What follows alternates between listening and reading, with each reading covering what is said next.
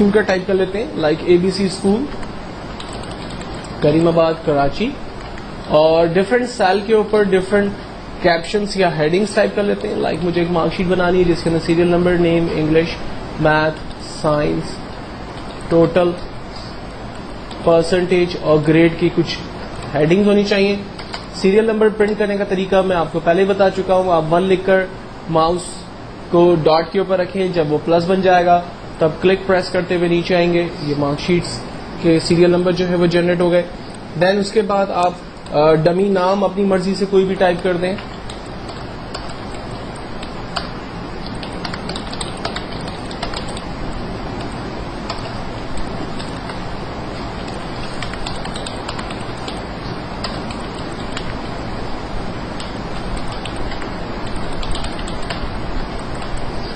Then serial number में से random numbers, English, math, science, कोई भी अपनी मर्जी से आप टाइप कर दें।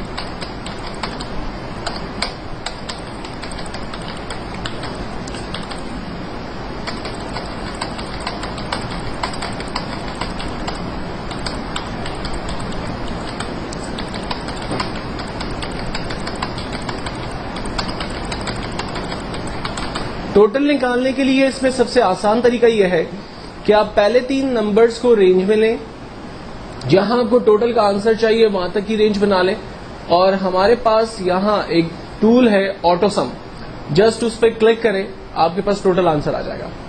इस तरह से आप बारी बारी तमाम स्टूडेंट्स के कॉलम्स को रेंज में लेकर उनका टोटल निकाल सकते हैं। लेकिन अगर आप एक एक करके तमाम का टोटल निकालेंगे तो ये बहुत ज्यादा टाइम लगाएगा, क्योंकि अगर मेरे पास ये 10 रिकॉर्ड्स हैं तो इनका टोटल करना कोई बिग डील नहीं है। लेकिन अगर एक बहुत बड़ी मार्कशीट है तो उस पर टोटल निकालने के लिए मुझे इस तरह से अगर मैं करूंगा तो काफी टाइम मेरा उसमें यूज हो जाएगा। तो इसका बेहतर और आसान तरीका यह है कि तमाम नंबर्स को आप रेंज में ले लें और जहां इसका टोटल चाहिए वहां तक की रेंज बना लें, और जस्ट एक ऑटो सम के बटन पर क्लिक करें, तमाम स्टूडेंट्स का टोटल आपके पास एक ही क्लिक पर आ जाएगा। दूसरा तरीका यह है कि आप सिर्फ पहले स्टूडेंट का टोटल निकालें और उस पर डबल क्लिक कर दें, आपके पास तमाम स्टूडेंट्स का टोटल आ जाएगा, या फिर उसको जस्ट ड्रैग कर दें, तमाम स्टूडेंट्स का टोटल आपके पास आ गया।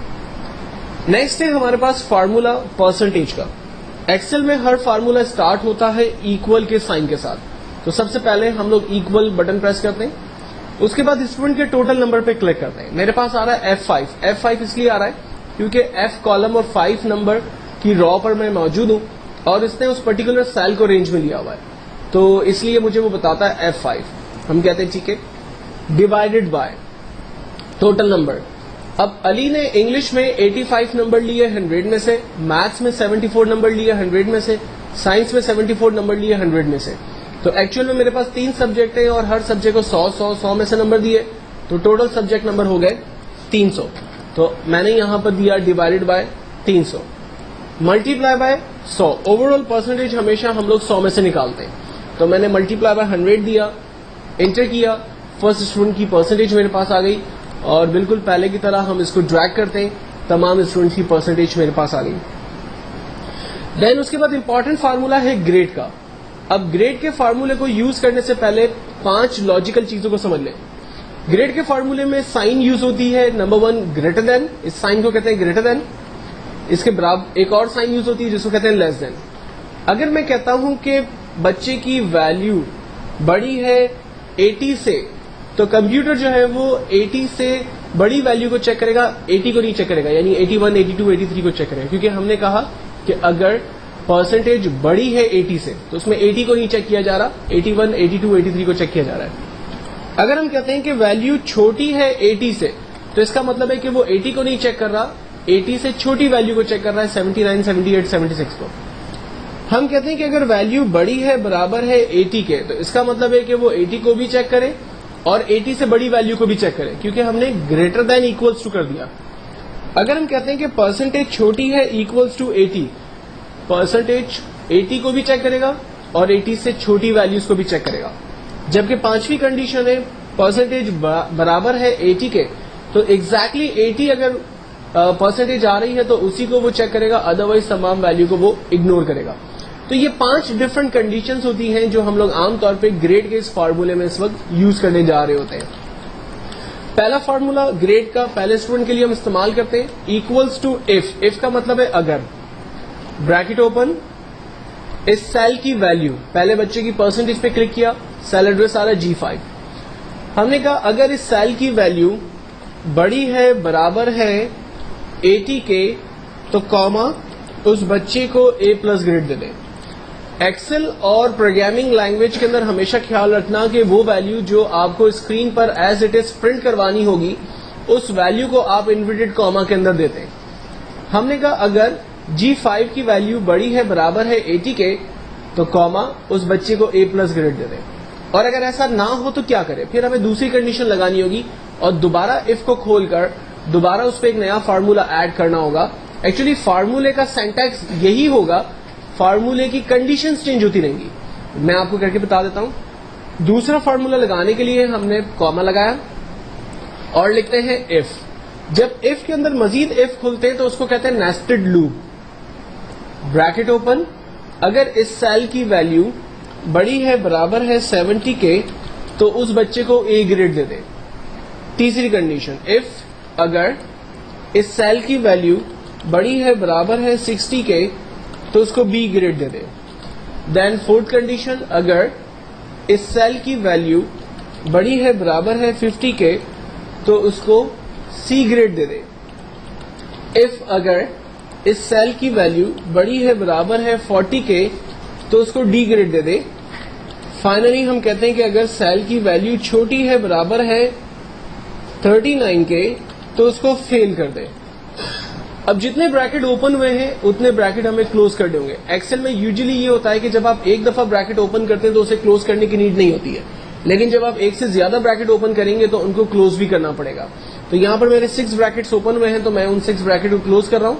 1 2 3 4 5 6, और हर ब्रैकेट का अपना एक कलर है, तो हमें उससे अंदाजा भी हो जाता है कि वो ब्रैकेट प्रॉपर्ली क्लोज हो रहे या नहीं हो रहे। फाइनली मैंने एंटर किया, पहले बच्चे का ग्रेड मेरे पास आ गया और इसको सामने रखते हुए मैं ड्रैग करता हूं, तमाम स्टूडेंट्स का ग्रेड मेरे पास आ जाता है। अब एक्सेल में इतने फार्मूले लगाने की क्या जरूरत थी या इतना लंबा चौड़ा काम करने की जरूरत क्या थी? ये काम हम शॉर्ट तरीके से भी कर लेते तो हमारा आंसर जो है वो जनरेट हो जाता, या हम मैनुअली टाइप कर लेते, हाथ से लिख लेते। एक्चुअल में एक्सेल में सबसे इंपॉर्टेंट चीज उसके फार्मूले ही है। लोग एक्सेल को पसंद करते हैं या ना पसंद करते हैं, उसका रीजन यही है कि उसके फार्मूले बड़े खतरनाक हैं। लोगों को पसंद आते हैं फार्मूले तो वो मेहनत करते हैं, सीखते हैं। लोगों को नहीं पसंद आते तो घबराते हैं और छोड़ के चले जाते हैं। ठीक है, तो एक्सेल में क्या फायदा हुआ इन फार्मूलों को लगाने से? मिसाल के तौर पर अली का जो टोटल आ रहा है वो 233, परसेंटेज 76 और ग्रेड A ग्रेड आ रहा है। सॉरी, अगर मैं इसके सब्जेक्ट नंबर को कम करता हूं, आप देखें इसके टोटल परसेंटेज और ग्रेड के ऊपर चेंजिंग्स आ रही हैं। ये देखें, दूसरे नंबर को चेंज कर रहा हूं, आप देखें इसके रिजल्ट चेंज हो रहा है। तो कंप्यूटर जो है वो दिए हुए फार्मूले के दरमियान ही मूवमेंट कर रहा है और आंसर ऑटोमेटिकली टोटल परसेंटेज और ग्रेड का जनरेट कर रहा है। अगर मैं इसके नंबर्स को इंक्रीज करता हूं, आप देखें इसका टोटल परसेंटेज इंक्रीज हुआ, इसका ग्रेड जो है वो इंक्रीज हुआ, इसका परसेंटेज इंक्रीज हो रहा है।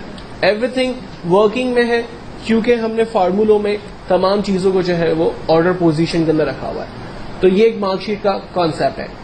मार्कशीट को क्रिएट करने के बाद जो हमने टॉप पर हेडिंग्स दी थी, अब इसको जरा सेंट्रलाइज करते हैं अपनी मार्कशीट का। इस वक्त मेरा जो आखिरी कॉलम है वो H है, तो हम लोग मार्कशीट को H कॉलम से रेंज बनाना शुरू करते हैं, A से और H तक की रेंज बनाते हैं। ये पहले टेक्स्ट के साथ आप बिहेव करेंगे। यहां पर एक टूल है हमारे पास, मर्ज एंड सेंटर। जस्ट इस टूल पर क्लिक करते हैं, हमारा टेक्स्ट सेंट्रलाइज हो गया मार्कशीट का। देन सेकंड हेडिंग को चूज किया, करीमाबाद कराची, और इसको भी हमने सेंट्रलाइज कर दिया। देन उसके बाद बोल्ड इटैलिक को सारे टूल्स में आपको बता चुका हूं, आप फॉर्मेटिंग के हवाले से उनको यूज कर सकते हैं। इसके बाद मैं टेक्स्ट की बॉर्डर बना लेता हूं, और ताकि मेरा टेक्स्ट जो है वो थोड़ा सा फॉर्मेटिंग के हवाले से खूबसूरत नजर आए। ये हमारी एक कंप्लीट मार्कशीट है जिस पर हमने टोटल परसेंटेज और ग्रेड के फार्मूलों को यूज किया है।